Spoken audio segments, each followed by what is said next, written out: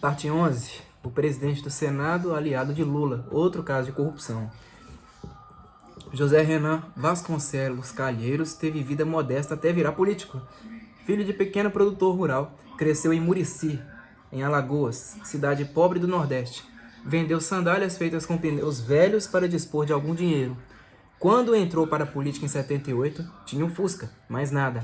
Renan Calheiros ficou milionário. Em 25 de maio de 2007, um dia antes de a revista Veja chegar às bancas de jornal, havia rumores sobre uma denúncia contra o poderoso presidente do Senado, Renan Calheiros, do PMDB de Alagoas. Em Brasília, o presidente da República tratou de defender o aliado. Não vi nenhuma matéria ainda, conversei com o Renan ontem e anteontem. O Renan está tranquilo.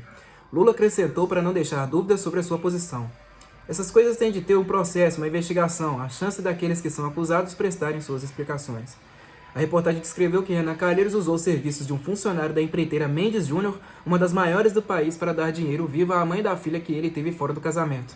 O problema é que os R$ 12 mil mensais entregues sempre em cash dentro de envelopes nas dependências do escritório da Mendes Júnior em Brasília correspondiam praticamente à totalidade do salário do senador. A suspeita? Lógica. O dinheiro não era dele, mas um mimo da empreiteira. Reforçava a suspeita o fato de Renan Calheiros não ter declarado os valores do imposto de renda. Publicado o escândalo, Lula telefonou a Renan Calheiros para manifestar o seu apoio. A assessoria do presidente solista divulgou o teor da fala de Lula. Fechar a porta aqui. Encostar aqui mesmo. Renan, sou solidário a você. Estou muito solidário e tenho certeza de que você vai explicar as acusações. Os pagamentos da jornalista Mônica Veloso, mãe da pequena Maria Catarina, eram feitos por Cláudio Gontijo, assessor da Diretoria de Desenvolvimento de Tecnologia da Mendes Júnior. Nos encontros regulares entre Renan e a jornalista, revelaria ela depois que não se falava em dinheiro. Muito menos de sua origem, conveniente, mas as somas chegaram em espécie às mãos de Mônica Veloso de março de 2004 a novembro de 2005, dentro dos tais envelopes. Isso durou até Renan reconhecer a paternidade. Cláudio Gontijo foi fiador do apartamento duplex alugado à jornalista em área nobre de Brasília e providenciou seguranças para a mãe e a filha do senador. O representante da empreiteira teria colocado à disposição de Renan um flat no Hotel Blue Tree de Brasília para encontros reservados. O mesmo Cláudio Gontijo também teria arrumado dinheiro para a campanha eleitoral de Renan Calheiros, filho do PMDB, o Renanzinho, eleito prefeito de Murici, em Alagoas, em 2004, e para um amigo, o médico José Vanderlei Neto, eleito vice-governador de Alagoas, na chapa encabeçada por Teotônio Vilela, filho do PSDB de Alagoas, outro amigo de Renan. O prestativo funcionário da Mendes Júnior confirmou a entrega de dinheiro à jornalista, mas negou que fosse da empreiteira para a qual trabalhava. Nas palavras dele, só posso dizer que não era meu. Lula voltou a se manifestar, usou o programa de rádio Café com o Presidente para reiterar o apoio a Renan Calheiros, citou a revista Veja. A reportagem o colocou sob suspeita. Isso não quer dizer que o senador Renan seja culpado. Até prova em contrário, ele é inocente.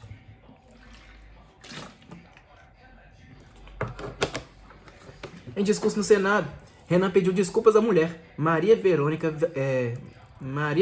Calheiros, e informou que repassou dinheiro deduzido de seus subsídios de senador a Mônica Veloso. Deu cheques após o reconhecimento da paternidade. Afirmou ter constituído um fundo de R$ 100 mil de suas próprias reservas para as despesas com a educação da criança. E explicou que a escolha de Cláudio Gontijo como interlocutor entre as partes se deu porque era seu amigo e também amigo da jornalista. O líder do governo Lula na Câmara dos Deputados, José Múcio, do PTB de Pernambuco, assistiu ao depoimento de Renan. Foi ao Senado prestigiar o aliado do chefe. A líder do PT no Senado, Ideli Salvati, de Santa Catarina, elogiou a agilidade e a eficiência das explicações de Renan, da senadora. Acho que temos uma situação de estabilidade no Senado. Do líder do governo no Senado, Romero Jucá, do PMDB, de Roraima, após ouvir o discurso de Renan.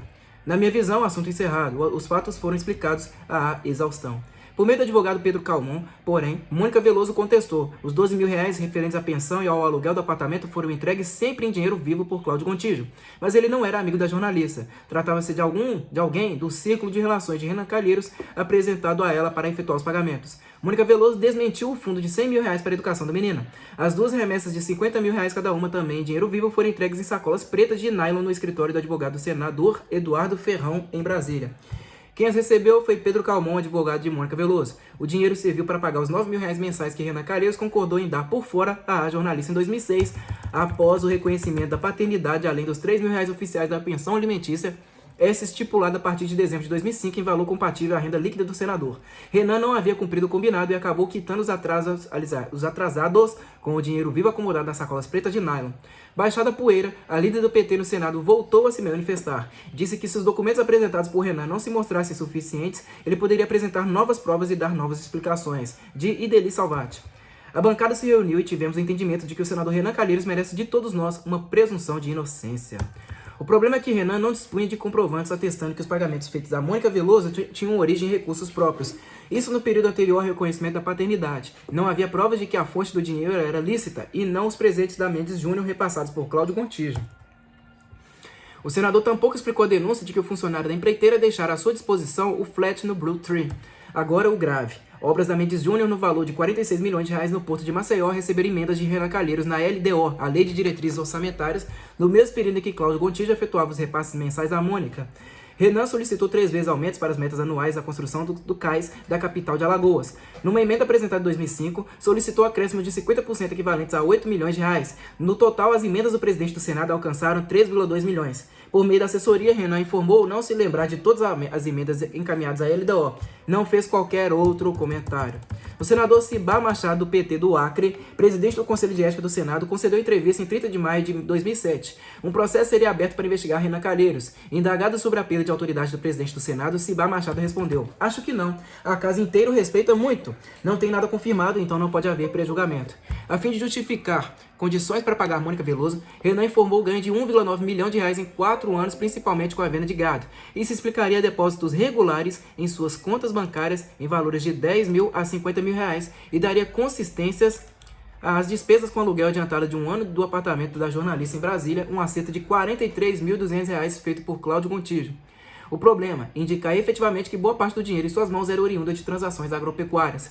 Cabe assinalar que na declaração de bens apresentada por Renan Calheiros à Justiça Eleitoral em 2002, ano da primeira eleição de Lula, não constavam fazendas de gado em nome do senador. Naquele ano, conforme o levantamento da revista Veja, o senador Renan Calheiros, reeleito em Alagoas, dispunha de R$1,6 milhão referente a uma casa e a um flat em Brasília, um apartamento em Maceió e 2 caminhonetes de luxo. Em 2006, último ano do primeiro mandato de Lula, Renan elevara seu patrimônio para R$9,8 milhões, mais de 6 vezes o de 2002, a saber, 3 fazendas em Alagoas, apesar de apenas uma estar registrada em seu nome, 1.742 cabeças de gado, mansão na badalada praia da Barra de São Miguel, na Alagoas, apartamento em Maceió e 5 caminhonetes de luxo. Da relação não constavam outras 2 fazendas que teriam sido arrendadas do irmão e deputado Olavo Calheiros, do PMDB de Alagoas, nem a Correio Gráfica, editora e produtora, empresa que pertenceria ao grupo ligado a Renan Calheiros. Depois de 2 dias de investigações, sem ouvir testemunhas, o relator do processo contra Renan Calheiros no Conselho de Ética do Senado, Epitácio Cafeteira, do PTB de Maranhão, solicitou o arquivamento do caso. Era 13 de junho de 2007. Alegou absoluta ausência de provas ou indícios de quebra de decoro parlamentar. A líder do PT no Senado, Ideli Salvati, de Santa Catarina, concordou com o rito sumário e acusou jornalistas de condutas caluniosas. A imprensa não está imune. Acima de tudo, quem acusa tem o ônus de apresentar provas, e isso inclui a imprensa. Renan Calheiros deu o caso como encerrado. Dia seguinte ao das declarações de Ideli Salvati, o Jornal Nacional da Rede Globo exibiu reportagem com os compradores de gado do presidente do Senado na periferia de Maceió. Entrou osso na defesa de Renan. A Carnal Carnes de Alagoas estava inativa, apesar de o senador ter afirmado que vendeu R$127 mil para o pequeno açougue. O dono do humilde estabelecimento, João Teixeira dos Santos, negou a versão. Outra empresa, GF da Silva Costa, foi apontada por Renan como compradora de R$164 mil de suas carnes. O que deveria ser a sede do estabelecimento era uma pobre casa particular. Não havia um bife por lá. O contador da GF, Roberto Gomes de Souza, admitiu também cuidar da contabilidade da Carnal Carnes. Disse não se lembrar de negócios com o senador. A tal GF, da mesma forma, estava desativada. Era uma fábrica de notas fiscais. Se descobriria depois tendo emitido R$1,8 milhão em notas falsas apenas em fevereiro de 2005. Maior cliente de Renan Calheiros, conforme a defesa do senador, a MW Ricardo da Rocha teria adquirido R$429 mil em carnes. R$429 mil em carnes. A empresa era, na verdade, o pequeno açougue em São Jorge, cujo faturamento anual não passava de R$23 mil. A defesa de Renan também apresentou 2 cheques no total de R$126 mil atribuídos a Marcelo Nunes Amorim. Ele era motorista e morador de um bairro popular de Maceió, em rua com esgoto a céu aberto. Os cheques justificariam a compra de mais de 30 mil quilos de carne. Marcelo Nunes Amorim teria assinado os cheques para atender o pedido do cunhado, dono de outro pequeno açougue, pois ele não disporia nem de cheques para forjar a aquisição da carne do senador. Com a revelação de que empresas de fachada em nome de laranjas, todas elencadas por Renan, serviam apenas para lavar dinheiro, fazer operações fraudulentas e sonegar impostos, ficou frustrada a manobra para encerrar as investigações. O senador Epitácio Cafeteira abandonaria a relatoria do caso.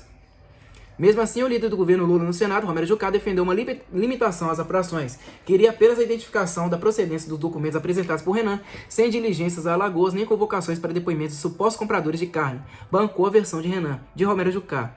Estou de posse de documentos que efetivamente comprovam a comercialização, a posse e o recebimento pelo presidente Renan dos valores declarados no imposto de renda. Mais problemas para Renan. Perícia do INC, Instituto Nacional de Criminalística da Polícia Federal, registrou a ausência de coincidência nas informações sobre parte do gado supostamente vendida pelo senador, cuja movimentação deveria estar atestada em GTAs, Guias de Trânsito Animal, em conformidade com notas fiscais de venda. A investigação não concluiu que as notas fiscais eram autênticas e, portanto, as transações comerciais descritas por Renan poderiam muito bem não ter ocorrido. Em resumo, uma confusão enorme entre o número de cabeças de gado, as respectivas GTAs e as notas fiscais. Detalhe, as tais GTAs foram emitidas pela Prefeitura de Murici e Alagoas, cujo prefeito era Renan Calheiros Filho, o Renanzinho. Sobre outros documentos encaminhados pelo senador ao Conselho de Ética, faltaram comprovantes de depósitos, houve duplicidade de cheques usados na mesma transação, o total da soma de recibos não batia com o que foi supostamente recebido, comprovantes eletrônicos de depósitos apareceram com datas anteriores às das vendas e outros recibos mencionaram os mesmos cheques para justificar vendas em datas diferentes. Pareceu que tudo foi arranjado e montado às pressas e por isso tantas imperfeições. Outra dor de cabeça. Para demonstrar que tinha dinheiro para pagar, Mônica Veloso Renan inflou vencimentos e incluiu no extrato de rendimentos verbas indenizatórias recebidas do Senado durante 4 anos, no valor de mais de R$812 mil. A verba indenizatória serve para ressarcir os parlamentares de despesas com aluguel de escritórios, condomínios, gastos com combustível, consultoria, serviço de segurança e contas de telefone, não é renda. Apesar da inconsistência dos argumentos de defesa de Renan e, portanto, das evidências de conduta inadequada e quebra do decoro parlamentar, Lula manteve o apoio ao presidente do Senado, o que fez Lula assumir o desgaste de defender um político execrado pela opinião pública? Por que o temor e o rabo preso de Lula? O que Renan saberia ou poderia revelar? A postura do presidente da República serviu para recompensar o apoio de Renan durante a crise do mensalão? Renan ameaçou contar o que sabia? Em 27 de junho de 2007, Lula recebeu Renan no Palácio do Planalto. Oficialmente, a presidência da República informou que a reunião foi uma solicitação do senador. A assessoria de Renan informou que partira de Lula a iniciativa do encontro. Tanto faz. De todo modo, a partir dali mudou a estratégia de defesa de Renan. Em vez de resolver logo o caso, forçando o encerramento do processo, a ideia passou a ser a de prolongá-lo ao máximo, a exaustão, com a finalidade de cansar a opinião pública. Quando a imprensa deixasse de noticiar e a sociedade não estivesse mais prestando tanta atenção ao assunto, se daria atacada para absolver o presidente do Senado. Da reunião entre Lula e Renan vazou de praxe. Lula se declarou solidário e se queixou da imprensa. Exemplificou com o linchamento contra o irmão Genival Inácio da Silva, o Vavá, investigado pela Operação Checkmate da Polícia Federal. Lula também reclamou do senador Eduardo Suplicy, do PT de São Paulo, insinuou que o senador não cumpria acordos políticos e agia como julgava conveniente. Já Renan saiu do gabinete do presidente da República dizendo que não iria renunciar. Palavras do senador. O presidente Lula é um amigo e pretendo cultivá-lo dessa forma. Essa coisa de pedir apoio e solidariedade é muito corriqueira na vida das pessoas.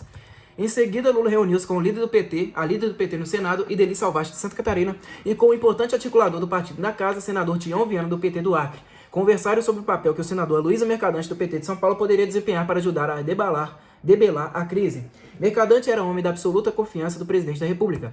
Para registrar, o deputado Ricardo Bezoini, do PT de São Paulo, presidente nacional do PT, e o ex-ministro José Dirceu, atuante como sempre, já haviam defendido publicamente a permanência de Renan na presidência do Senado.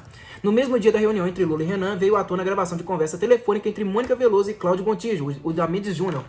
A certa altura, quando a jornalista perguntou sobre um pedido de Renan para Gontijo pagar despesas de campanha eleitoral, o representante da empreiteira afirmou, reproduzindo que seria uma solicitação do senador. É sempre assim. Cláudio arruma aí, pede emprestado. Renan Calheiros vinha repetindo desde o início da crise que Cláudio Gontijo era apenas um amigo e jamais lhe pagou quaisquer despesas.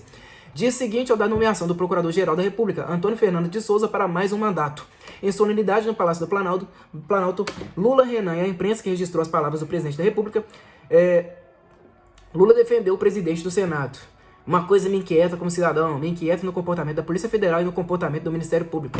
Muitas vezes não temos o cuidado de evitar que pessoas sejam execradas publicamente antes de serem julgadas. Lula falou como se Renan tivesse apresentado provas satisfatórias contra as denúncias que pesavam sobre ele. Após o discurso do presidente, Renan sorriu e deu 2 tapinhas de agradecimento nas costas de Lula. Aos jornalistas demonstrando alívio, o presidente do Senado comentou: "Acharam que era fácil me derrubar." Renan agradeceu o apoio de Lula e lembrou do escândalo do mensalão. "Quando houve a crise com Lula, eu o apoiei com a mesma compreensão." Ah, tá. A essa altura, a pressão da opinião pública pelo afastamento de Renan já havia derrubado o outro relator do caso, o senador Wellington Salgado, do PMDB de Minas Gerais, e o próprio presidente do Conselho de Ética do Senado, Cibá Machado, do PT do Acre. Wellington Salgado, aliado de Renan, exigiu que o relatório inocentando o amigo fosse votado no mesmo dia em que assumiu os trabalhos. Frustrado, renunciou em menos de 24 horas. Cibá Machado, por sua vez, foi acusado de fazer corpo mole e não defender Renan como poderia. Saiu para não prejudicar ainda mais a sua imagem. Para substituí-lo, PMDB e PT bancaram o senador Leomar Quintanilha, do PMDB de Tocantins, acusado de integrar a organização criminosa desmantelada pela Polícia Federal e pelo Ministério Público em 2002. A investigação levou à descoberta de 14 cheques no valor de R$283 mil, todos em favor de um assessor e de um irmão do senador. A propina teria sido depositada por empreiteira beneficiada por obras custeadas a partir de emendas apresentadas por Leomar Quintanilha ao orçamento da União.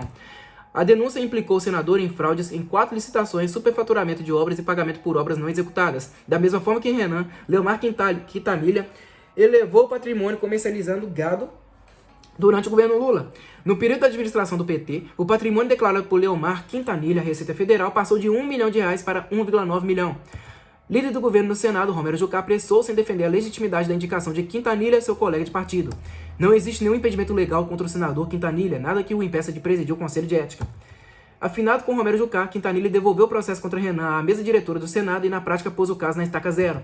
Se tudo desse certo para os estrategistas do presidente do Senado, o processo seria arquivado em votação secreta pelo conjunto dos senadores. A manobra não prosperou, contudo, e o caso voltou para o Conselho de Ética.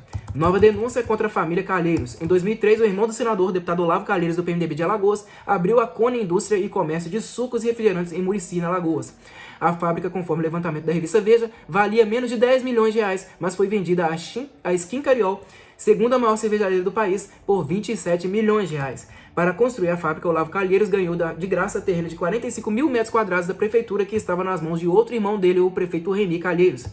A fábrica ficou isenta do pagamento de água por 3 anos. Para erguer as instalações, o BNDES, o Banco Nacional de Desenvolvimento Econômico e Social, concedeu um empréstimo de R$6 milhões que seria quitado em 20 anos. Negócio perfeito. Principalmente porque o empréstimo não foi honrado. O gerente do banco que autorizou a operação de crédito recebeu a devida recompensa. Por indicação de Renan, virou superintendente do BNB, o Banco do Nordeste do Brasil, em Alagoas. Com o fechamento do negócio com a Skin Cariol, Olavo Calheiros teria posto no bolso 17 milhões. Por que a Skin Cariol teria desembolsado 3 vezes mais pela fábrica dos Calheiros? A reportagem de Veja explicou que Renan fez gestões junto ao Ministério da Justiça e ao INSS, Instituto Nacional de Seguro Social, que planejava executar dívida de R$100 milhões da cervejaria. No ano anterior, alguns dirigentes da Skin Cariol chegaram a ser presos acusados de sonegar R$1 bilhão. Possível resultado da interferência do senador, a dívida executada acabou somando apenas R$ 49.700.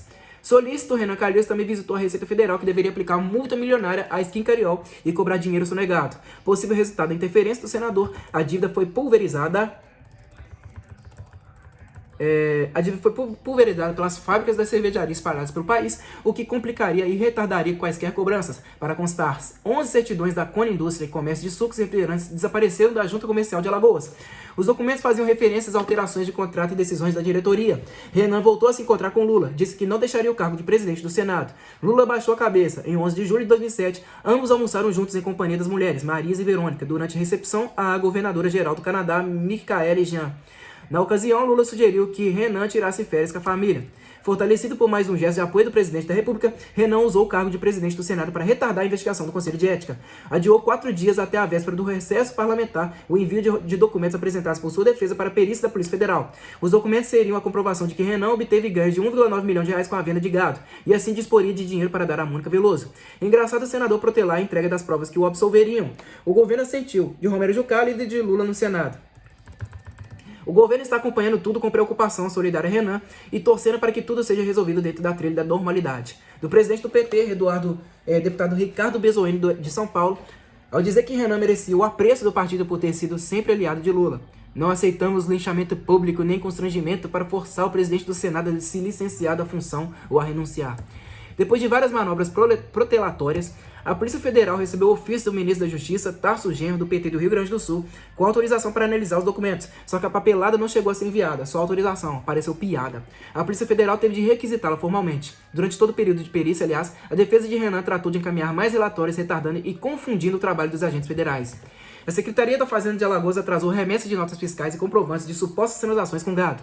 A Secretaria de Agricultura de Alagoas demorou a encaminhar atestados de vacina e outros documentos. A defesa do presidente do Senado procurou construir a versão de que o irmão de Renan deputado Olavo Calheiros, foi um dos compradores do gado. Outro comprador teria sido o matador e frigorífico Mafrial, que não anexou notas fiscais próprias, mas as de um conjunto de empresas fantasmas ou irregulares. Os supostos compradores não chegaram a ser localizados ou não mandaram informações para documentar e dar sustentação às operações.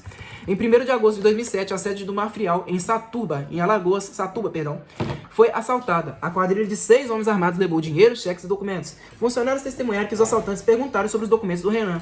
O assalto ocorreu 48 horas após suposta ação de fiscalização da Secretaria da Fazenda de Alagoas no estabelecimento e apenas poucas horas antes do prazo final de entrega do demonstrativo de abate de gado. Estranho, o Mafrial não encaminhou parte dos documentos solicitados. Importante frisar que quando fez a sua defesa no Conselho de Ética, Renan apresentou recibos que comprovariam a venda de gado para açougues e compradores de carne em Maceió, mas não citou o tal Mafrial como um deles. Só depois o nome do frigorífico surgiu. Mesmo aceitando a nova versão do senador, não dá para fugir do fato. Ao negociar com o Mafrial, Renan aceitou receber cheques e emitir notas fiscais para terceiros. A Polícia Federal apurou que pessoas cujos nomes apareciam assinando os cheques não tinham vínculos com as empresas supostamente envolvidas nas transações. Além disso, o Mafrial não possuía autorização para comprar carne, mas apenas para abater, armazenar e transportar, o que também atrapalhava a nova versão de Renan sobre o destino do gado. Em outra frente, os irmãos Renan e Olavo Calheiros foram acusados por grilagem das terras de Antônio Gomes Vasconcelos, primo em 2º grau dos Calheiros, em Murici, em Alagoas. Os irmãos também o teriam ameaçado. A fazenda teria sido subtraída com a ajuda do cartório de registro de imóveis de Murici. Apareceu em nome de Dimário Calheiros, primo de Renan e de Olavo. Dimário Calheiros informou que estava sendo usado como laranja pelos dois irmãos e negou ser o proprietário das terras. O cartório chegou a sofrer intervenção. A tabeliã Maria de Lourdes Ferreira Moura foi afastada. Em outro caso de grilagem, Genival Mendes de Mello acusou o deputado Olavo Calheiros de ter se apropriado da Fazenda São Bernardo e a registrado em seu nome como Fazenda Capoeirão. A área serviria como garantia para a obtenção do empréstimo bancário que viabilizou a implantação da fábrica de refrigerantes Coni, a mesma vendida depois para o grupo Skin Cariol. As denúncias de grilagem chegaram ao Ministério Público Federal, mas não foram investigadas pelo Senado. Mais uma denúncia contra o presidente ou presidente do Senado nas páginas da revista Veja. A edição de 4 de agosto de 2007 apresentou indícios de que o patrimônio de Renan era ainda maior que os quase 10 milhões de reais previamente estimados. Ele seria dono de 2 emissoras de rádio em Alagoas no valor de 2,5 milhões de reais e teria sido proprietário de um jornal diário avaliado em 3 milhões, todos registrados em nomes de laranjas para que Renan ficasse no anonimato. Os negócios teriam sido fechados à margem da legislação com dinheiro vivo em reais e dólares e contratos de gaveta. Renan associara-se ao usineiro João Lira para comprar as empresas de comunicação. Os dois pagaram o equivalente a 2,6 milhões de reais, metade a cada um. Criaram a JR Rádio Fusão, sendo o J de João Lira e R de Renan. O empresário teria emprestado 700 mil reais para o presidente do Senado honrar sua parte. O dinheiro em espécie, sempre em dólares e reais, acabou devolvido a João Lira em envelopes transportados por Everaldo Ferro, assessor de Renan. Os outros 650 mil reais que cabiam ao senador foram saldados em 4 parcelas, sempre em dinheiro vivo, entregues por Ildefonso Antônio Tito Uchoa Lopes. Uchoa, primo e sócio de Renan. Tito Uchoa, aliás, vale menção à parte. Filho de um ex-prefeito de Murici, em Alagoas, foi acusado pelo Ministério Público por improbidade administrativa. Era funcionário da Delegacia Regional do Trabalho em Alagoas, cargo que ocupou indicado por Renan. Ganhava R$ 1.390, mas o salário importaria pouco. É o que sempre acontece nesses casos. No cargo, teria participado de esquema de direcionamento de licitações, fraudes em contratos e superfaturamento de preços. A reforma do prédio da Delegacia Regional do Trabalho teria proporcionado desvio de R$ 1 milhão. A empreiteira escolhida para executar as obras seria de propriedade de Judson Uchoa, irmão de Tito. Pau para toda a obra, espécie de testa de ferro, Tito Uchoa prestava serviço a Renan. Seus negócios se misturavam com os do senador. Admitiu ter em seu nome uma fazenda de Renan no interior de Alagoas. Além de sócio de Renanzinho no sistema Costa Dourada de Rádio Fusão, Tito Uchoa tinha outra sociedade com o filho de Renan na empresa Correio Gráfica, editora e produtora. Ao todo, o grupo de Renan teria ligações com 7 emissoras de rádio em Alagoas. O senador recusou-se a comentar a reportagem de Veja. Renanzinho, por sinal, teve renda líquida anual como prefeito de Murici de R$ 55.400 em 2005. Naquele mesmo ano, porém, comprou uma caminhonete de luxo por R$ 45.280. Já Tito Uchoa, que teria vendido em 2004 uma fazenda por R$ 400 mil a Renan Calheiros, não informou a Receita Federal a posse ou a venda da propriedade, o que reforçava a suspeita de que o imóvel era mesmo desde o princípio do próprio senador, e ele apenas um testa de ferro. Em 6 de agosto de 2007, o STF, Supremo Tribunal Federal, abriu inquérito para apurar suspeitas de enriquecimento ilícito, uso de documentos falsos, prevaricação e crimes financeiros atribuídos a Renan Calheiros. O pedido foi apresentado pelo Procurador-Geral da República, Antônio Fernando de Souza. Os sigilos bancário e fiscal do senador foram quebrados. A mesa do Senado, por sua vez, solicitou ao Conselho de Ética que fizesse investigações sobre as ligações de Renan com a empresa de rádio em Alagoas, grilagem de terras, e eventuais favorecimentos à cervejaria Skin Cariol. Pouco antes de uma sessão em memória do senador Antônio Carlos Magalhães, em 8 de agosto, Renan concedeu entrevista para dizer que recebera o telefonema do presidente Lula, que estava em viagem na Nicarágua. Em Manágua, Lula conversou com jornalistas sobre as denúncias contra Renan. Palavras do presidente da República. O que nós precisamos é permitir que as pessoas tenham tempo de provar se são culpadas ou não e, ao mesmo tempo, serem julgadas corretamente. Agora, as palavras do presidente do Senado sobre o telefonema recebido. Você sabe que com o presidente Lula, mais do que uma relação político-partidária, eu tenho uma relação de amizade pessoal. Ele é meu amigo. Os peritos do INC, Instituto Nacional de Criminalística, da Polícia Federal, não identificaram documentos capazes de comprovar que o dinheiro movimentado por Renan vinha mesmo do comércio de gado. A coisa funcionou assim. O senador alegou que vendeu carne ao frigorífico Mafial, não sendo responsável pelo repasse do produto à empresa de idoneidade duvidosa. A defesa de Renan não apresentou notas fiscais do Mafial, nem o frigorífico remeteu documentos para comprovar transações com o senador. Para ficar claro, os peritos identificaram empresas fictícias e correntistas de aluguel apontados como os compradores da carne das fazendas de Renan. O esquema seria operado por Zoraide Beltrão, proprietária do Mafial. Ela mostrou notas fiscais dos tais compradores em nome de pequenos açougues, empresas de fachada para lavar dinheiro e facilitar a sonegação de impostos. Entre 2004 e 2006, por exemplo, o esquema da Mafial movimentara entre 1 milhão e 1,5 milhão de reais mensais em contas bancárias em nome das Laranjas, Carnal Carnes de Alagoas, Stop Carnes e GF da Silva Costa, cujo dono, Genildo Ferreira da Silva Costa, um modesto ex-empregado de Zoraide Beltrão, apareceu como responsável por fazer movimentação bancária de R$500 mil por mês. O Mafial declarou vendas de 5,1 milhões de reais, mas nenhum contribuinte declarou ter efetuado quaisquer compras do frigorífico. Em 15 de agosto, Lula e Renan Calheiros reuniram-se no Itamaraty durante almoço oferecido ao presidente do Benin, Boni Yagi. Lula elogiou o trabalho de Renan no Senado e culpou a oposição pelas agruras do senador. Estou vendo pela imprensa que o Renan apresenta documentos em sua defesa e não aceitam. Renan não se surpreendeu com o apoio. Lula já fez isso umas 4 ou 5 vezes. Demonstra que mais do que uma relação política, nós temos uma relação pessoal. Naquela noite, Lula voltaria ao assunto. Eu acho desagradável quando alguém é execrado na primeira página do jornal sem que se tenha feito uma apuração correta só porque alguém foi lá e disse que era. O Senado recebeu em 21 de agosto de 2007 laudo de 70 páginas com os trabalhos do INC, Instituto Nacional de Criminalística. O relator apontou inconsistências na evolução patrimonial de Renan Calheiros. Saques bancários apresentados pelo senador como prova de pagamentos a Mônica Veloso com recursos próprios dele não bateram com valores nem datas de entrada de dinheiro na conta bancária da jornalista. Não havia sequer uma prova de transferência direta de Renan para a Mônica no período que antecedeu o reconhecimento da paternidade. Os documentos apresentados pela defesa não atestaram a capacidade econômica e financeira de Renan para custear a pensão. Do laudo. Foi apresentada a relação de pagamentos realizados ao jornalista. Entretanto, essa relação somente discrimina o mês do pagamento. Assim, faltam parâmetros que permitam afirmar se o representado possuía ou não saldo para realizar os pagamentos. Os papéis de Renan tampouco comprovaram a venda de 2.200 bois ou faturamento de 1,9 milhão de reais com atividades rurais em 4 anos, conforme alegara a defesa do senador. Simplesmente não havia provas de que o gado era mesmo dele, conforme o laudo, devido a diversas inconsistências verificadas nos documentos examinados e também por não ter sido disponibilizado conjunto de documentos que atestem a propriedade do gado. O laudo fez 30 ressalvas relacionadas à evolução patrimonial de Renan e às operações com animais. Ficou a impressão de que o senador providenciou uma maquiagem de patrimônio para justificar a posse de recursos sem cuidados para fechar contas ou apresentar números consistentes. Um exemplo das incongruências foi obtido na análise dos livros caixa das fazendas de Renan, que deveriam apresentar as despesas efetuadas nas propriedades, do laudo da Polícia Federal. A ausência de registros de despesas de custeio sob o aspecto de disponibilidade de recursos como justificativa patrimonial implica resultado fictício da atividade rural que se reflete na evolução patrimonial. Tem mais, Renan afirmou que encerrou o ano de 2003 com 1.040 cabeças de gado, informou 100 nascimentos de animais no ano, mais a venda de 264 exemplares até 25 de abril de 2004. Isso daria um rebanho de 876 cabeças, só que ao mesmo tempo o senador afirmou ter vacinado 1.500 animais, 624 a mais do que havia sido declarado. O senador também relatou que em 2004 houve 472 nascimentos em seu rebanho, mas os documentos de vacinação dão conta de que só 200 matrizes estavam em idade de reprodução das fazendas dele. Para a conta fechar, todas teriam de ter gerado mais de 2 bezerros naquele ano, mas o período de gestação dos bovinos é de 9 meses. Para quem não sabe, casos de bezerros gêmeos são muitíssimo raros. Outro problema. Para compensar despesas sem cobertura, Renan declarou na última hora ter emprestado R$178 mil da empresa Costa Dourada Veículos, uma prestadora de serviços do governo de Alagoas. O valor seria quitado mediante o pagamento de 2 promissórias, mas não houve registro de devolução do dinheiro na empresa. A suposta operação tampouco foi declarada no imposto de renda de Renan, nem ao menos registrada em cartório. E mais, Dos R$ 178 mil, R$ 99 mil teriam sido emprestados em 2005, ano em que a Costa Dourada Veículos registrou lucro de apenas 71 mil. Para anotar, o primo de Renan Calheiros, Tito Uchoa, era o dono da Costa Dourada Veículos. O senador se enrolou ainda mais. Em sessão tumultuada, o Conselho de Ética do Senado recomendou a cassação do mandato de Renan Calheiros por quebra de decoro parlamentar em 30 de agosto de 2007. Trecho do parecer assinado pelos senadores Renato Casagrande, do PSB de Espírito Santo, e Marisa Serrano, do PSDB de Mato Grosso do Sul, no qual é citado o suposto empréstimo tomado no Costa Dourada Veículos.